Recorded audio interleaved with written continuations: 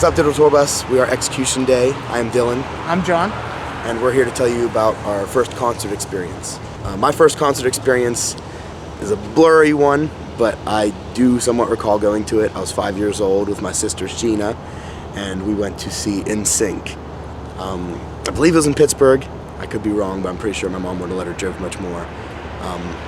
She was the biggest NSYNC fan, had pictures of Justin Timberlake and all the guys on her bedroom wall. And me being 5 years old and she was my favorite sister, we just bonded over listening to NSYNC all the time. So that was my first concert experience, and I mean, as far as I remember, it was pretty good. So I still love NSYNC to this day. So. My first concert experience was seeing Green Day at a big war memorial. American Idiot has just came out, and I loved listening to Green Day growing up.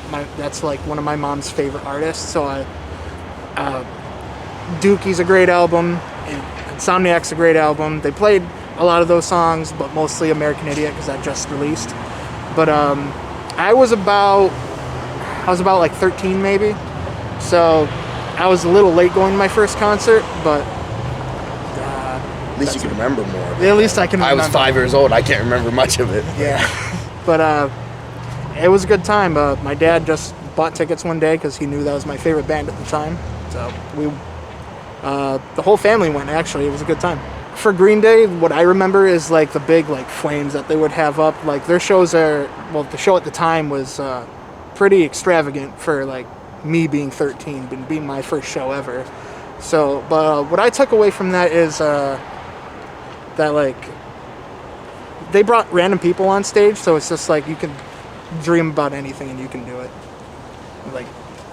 Like normal people can like just be with famous people. I thought that was really cool.